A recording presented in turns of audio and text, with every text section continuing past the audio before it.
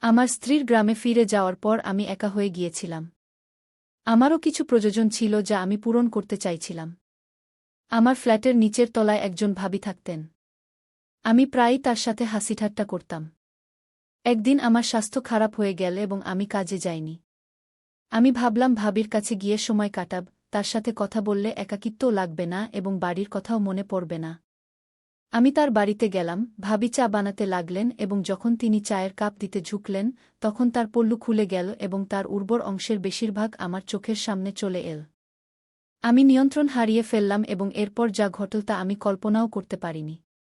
Hello বন্ধুরা, আজকের এই রোমাঞ্চকর গল্পে আপনাদের সবাইকে স্বাগতম। আমার নাম অনিল, আমার বয়স ২-৮ বছর এবং আমি একজন বিবাহিত মানুষ। আমার ২টি সন্তান আছে এবং আমি তাদের খুব ভালোবাসি। আমি রাজস্থানের আজমেরের বাসিন্দা, কিন্তু গত ৮ বছর ধরে আমি দিল্লিতে থাকি এবং চাকরি করি। আমি একজন খুব লাজুক প্রকৃতির মানুষ, তাই মেয়েদের সাথে কথা বলতেও আমি লজ্জা পাই। বিয়ের আগেও আমি কোনো মেয়ের সাথে কথা বলিনি। একবার আমার বন্ধুর খালাতো বোন আমার সাথে কথা বলার চেষ্টা করেছিল, কিন্তু আমি তাকে না বলে দিয়েছিলাম। আমার খুব ইচ্ছা হতো, কিন্তু আমি কোনো মেয়েকে কিছু বলতে পারতাম না। তবে আমি আপনাকে বলছি যে আমার আগ্রহ সবসময় মেয়েদের চেয়ে ভাবিদের দিকেই বেশি ছিল। এটা কিছুদিন আগের কথা, যখন আমি দিল্লিতে ভাড়া বাড়িতে আমার পুরো পরিবার নিয়ে থাকতাম।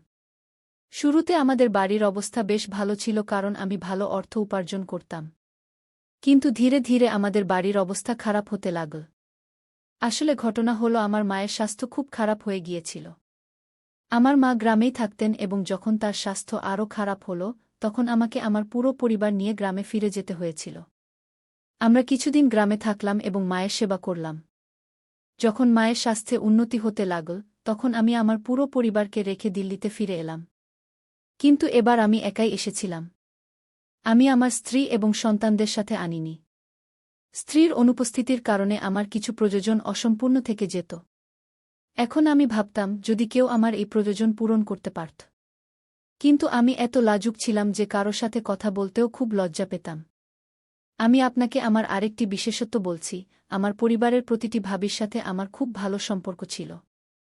আমি যে ফ্ল্যাটে থাকতাম, তার নিচের তলায় এক ভাই সাহেব তার পরিবার নিয়ে থাকতেন। তার পরিবারে তার স্ত্রী এবং ২ মেয়ে ছিল। আমার সাথে তাদের মাঝে মাঝে হাই হ্যালো হতো। যখন আমি সেখানে ৬ মাসের বেশি সময় কাটালাম, তখন তাদের সাথে আমার ঘরোয়া সম্পর্ক গড়ে উঠল। আমরা মাঝে মাঝে একসাথে লাঞ্চ এবং ডিনার করতাম এবং কখনো কখনো একসাথে বেড়াতেও যেতাম।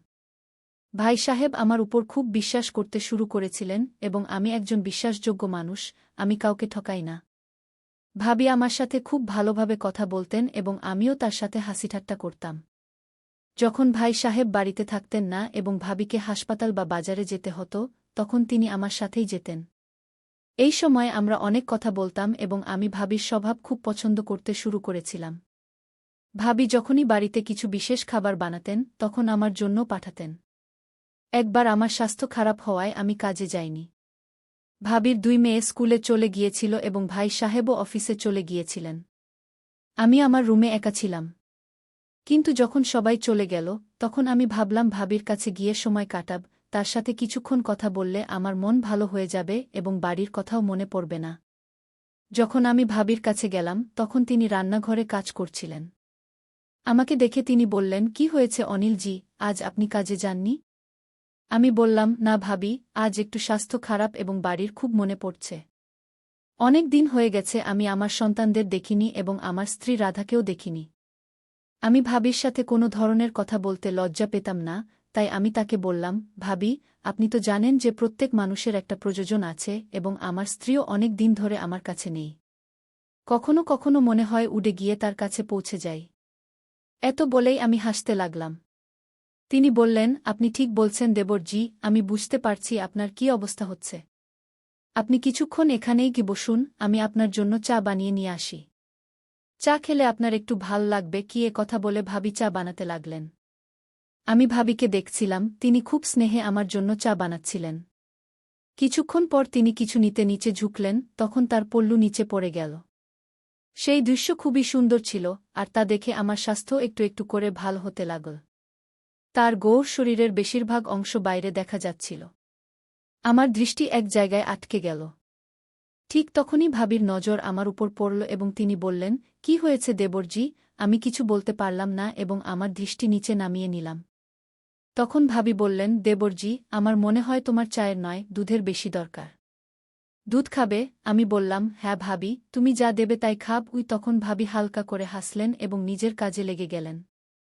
ভাবি কাজ করছিলেন বলে মনে হলেও তার পুরো মনোযোগ ছিল আমার প্রতিটি নড়াচড়ায়। তখন আমার দৃষ্টির ভাব বুঝে সে মনে মনে খুশি হচ্ছিল। ভাবি বুঝে গিয়েছিলেন আমি কি চাই, আর সেটা নিয়েও তিনি খুশি হচ্ছিলেন। কিছুক্ষণ পর ভাবি আমার জন্য দুধ নিয়ে এলেন এবং আমাকে বললেন, এটি নিন, পান করুন। আমি বললাম, আপনি যদি পান করান তাহলে অবশ্যই পান করব। ভাবি কথা শুনে আমরা দুজনেই হাসতে লাগলাম।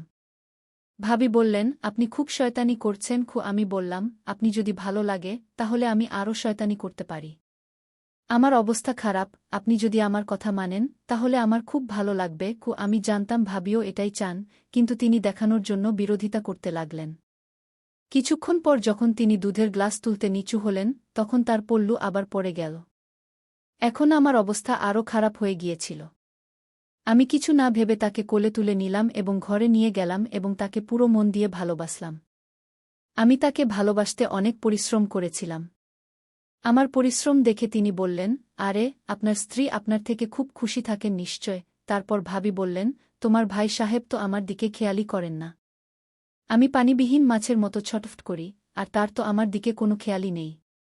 তিনি অফিস থেকে এসে খাবার খেয়ে চুপচাপ ঘুমিয়ে পড়েন। আমি তার জন্য প্রস্তুত হয়ে বসে থাকি, কিন্তু তিনি আমার দিকে তাকানো না গিয়ে আমি বললাম, কোনো সমস্যা নেই, এখন থেকে আমি আপনার খেয়াল রাখব।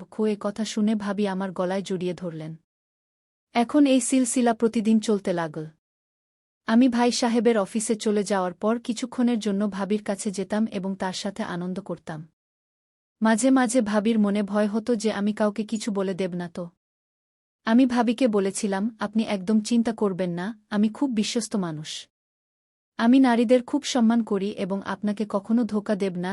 এই সিলসিলা চলতে থাকল এবং আমরা দুজনেই একে অপরের অভ্যস্ত হয়ে গিয়েছিলাম। কিন্তু কিছুদিন পর আমাদের জীবনে একটি বড় পরিবর্তন আসতে চলেছিল, কারণ আমার স্ত্রী আমার কাছে ফিরে এসেছিল। স্ত্রী ফিরে আসার পর আমি বেশিরভাগ সময় তার সাথে কাটাতাম এবং ভাবিকে খুব কম সময় দিতে পারতাম। মাঝে মাঝে তো আমি তার কাছে যেতেই পারতাম না। আমার স্ত্রীর সন্দেহ হতে শুরু করেছিল যে আমি নিশ্চয়ই তার পিছনে কিছু অদ্ভুত কাজ করছি। সে বলল, আমার কথা তোমার মনে পড়ে না? আমি বললাম, এটা কি সম্ভব যে আমি তোমাকে মনে রাখব না? আমি জানতাম সে আমার কথায় বিশ্বাস করে না, কিন্তু আমি আর কি করতে পারতাম? স্ত্রী ফিরে আসার পর আমি ভাবির কাছে যেতেই পারতাম না এবং আমি তাকে খুব মনে পড়তে লাগল। একবার যখন আমি তার কাছে গেলাম, ভাবি বললেন, আপনি খুব বদলে গেছেন। আপনার স্ত্রী ফিরে আসার পর থেকে আপনি তো আমাকে ভুলেই গেছেন। আমি বললাম, এমন কিছু নয় ভাবি। সে আমার উপর একটু একটু সন্দেহ করতে শুরু করেছে এবং সে আমাকে আপনার কাছে আসতে দেয় না।